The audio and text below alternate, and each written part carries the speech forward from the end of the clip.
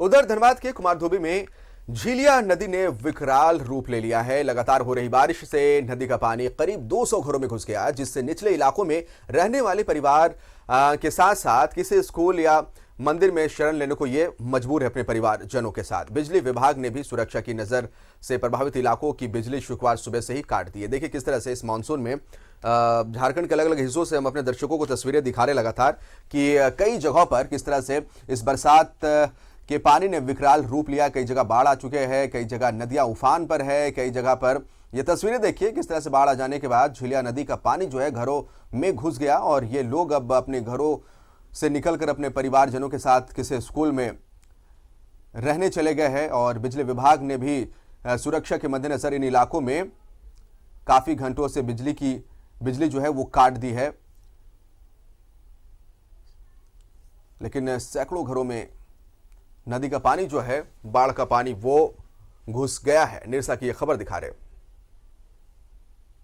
इनके पास पैसा emergency fund रहती है, डीसी को चाहिए, उपायुक्त को चाहिए, इमीडिएटली इन घरों का जायजा लेते हुए जो घर टूट गई है उसको कंप्लीट घर देने की, और जो घर में डूब के सामान नष्ट होगी उसका आकलन करते हुए उन लोगों को पैसा देने की, और राहत के लिए हम समझते हैं सभी जगहों पर।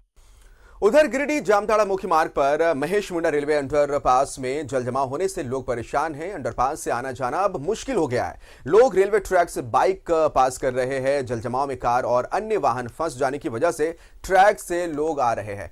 ग्रामीणों ने रेलवे और प्रशासन से परेशानी हल करने की मांग की है।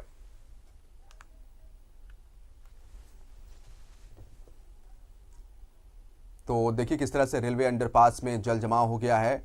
रेलवे ट्रैक से लोग गुजरने को मजबूर हो गए हैं।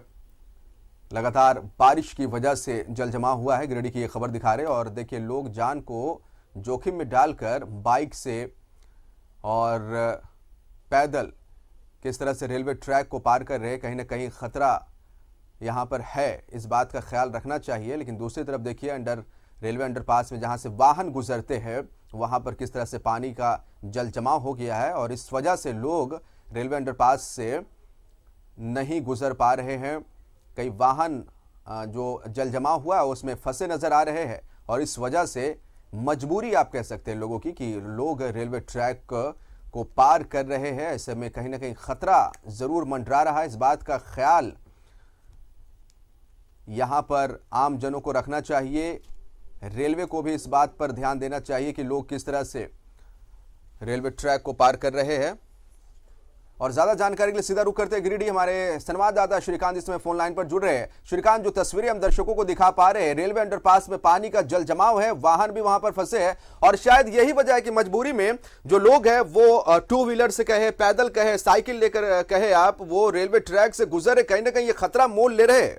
श्रीकांत जी, निश्चित तौर पे आपने सही कहा कि खतरे से खेल रहे हैं ग्रामीण राहगीर। जो है भारी बारिश जो है शुरू हो गई है झारखंड में, मानसून आ चुका है।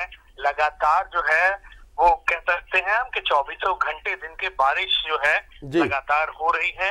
कई इलाकों में जल जमाव है। ये जो मुख्य मार्ग है गिरिडीह जामताड़ा का मुख्य मार्ग है, जहाँ पर ये महेश मुंडा अंडरपास ब्रिज बनाया गया था, लेकिन ये अंडरपास ब्रिज जो है लोगों के लिए मुसीबत का सबब बन चुका है। यहाँ पर भारी जल जमाव है। कई वाहन इससे निकलने की कोशिश करते हैं तो वो फंस जाते हैं। राहगीर मुश्किलान कह सकते हैं हम कि फिर जैसे तैसे उन्हें निकाला जाता है। तो इस फजीहत से बचने के लिए, इस परेशानी से बचने के लिए ग्रामीण जो है रेलवे ट्रैक को पार कर रहे हैं। अब सवाल यह उठता है कि आखिर रेलवे ट्रैक से जो ग्रामीण अपनी जान को जोखिम में डालकर वो ये रिस्क उठा रहे हैं या जोखिम उठा रहे हैं, अगर संभवतः ट्रेन आ गई तो उन ग्रामीणों का क्या होगा। लेकिन विभाग पिछले बार आंदोलन किया गया था इसको लेकर, सत्ताधारी दल के विधायक हैं गांडे के, वो खुद आंदोलन में शरीक हुए थे। रेलवे के अधिकारियों से बात हुई थी, जिला प्रशासन से बात हुई थी, लेकिन पिछले बारिश से यह बारिश आ गई है लेकिन कोई समाधान नहीं निकला है। नहीं तो जिम्मेवार लोगों की तरफ से और जो विभाग है जिम्मेवार, उसकी तरफ से क्या स्टेप्स लिए गए अब तक? देखिए 1 साल बीत गए हैं और सिर्फ आश्वासन मिला है, कोई भी पहल नहीं हुई है इसमें। और यह बारिश भी संभवतः अब क्योंकि बारिश में कोई भी कार्य होना संभव नहीं है, तो फिर एक बार आश्वासन मिलेगा लोगों को कि अगली बारिश से पहले सब कुछ ठीक कर लिया जाएगा। लेकिन तस्वीरें जो हैं हमने देखी और साफ बता रही हैं कि लोग आखिर किस परेशानी से गुजर रहे हैं। आखिर ये अंडरपास बनाया गया था तो लोगों की परेशानी बढ़ाने के लिए या लोगों को परेशानी से निजात दिलाने के लिए। चलिए, तो इस बात का ख्याल तो रखना था जब अंडरपास बनाया जा रहा था कि अगर जल जमाव होगा, मानसून का महीना आएगा तो फिर पानी निकासी कैसे होगा, या फिर जब ऐसी स्थिति आ गई थी तो इसे जल्द से जल्द दुरुस्त भी कर लिया जाना चाहिए था इससे पहले कि कोई बड़ी दुर्घटना घटे, क्योंकि लोग जिस तरह से रेलवे ट्रैक से पार हो रहे हैं कहीं ना कहीं हादसे को दावत देते नजर आ रहे हैं। बहुत बहुत शुक्रिया श्रीकांत तमाम जानकारी के लिए आपका।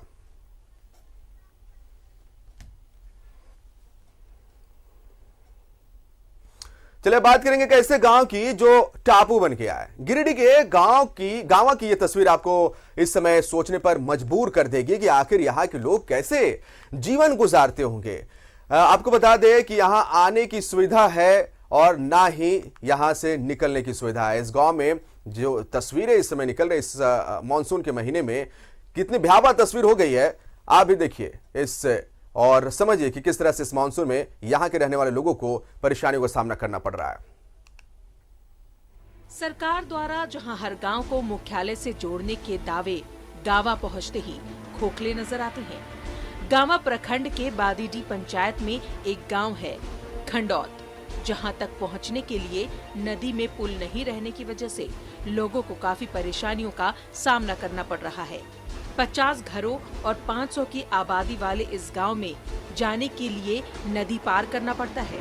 बरसात के दिनों में ये नदी पानी से लबालब भर जाती है, जिससे कोई भी ना तो इस गांव से जा सकता है और ना ही इस गांव में आ सकता है। ये हमारे ग्राम खंडौत के बगल में नदी पड़ जाता है। हम लोग के आने जाने में नदी में बाढ़ आ जाता है तो बहुत परेशानी हो जाता है। पंडरिया के बगल में खंडौत पड़ता है, जिसमें कि बीच में नदी हो जाता है और नदी के कारण जो है सो 4 महीना हम लोग जो है सो बैकवर्ड हो जाते हैं।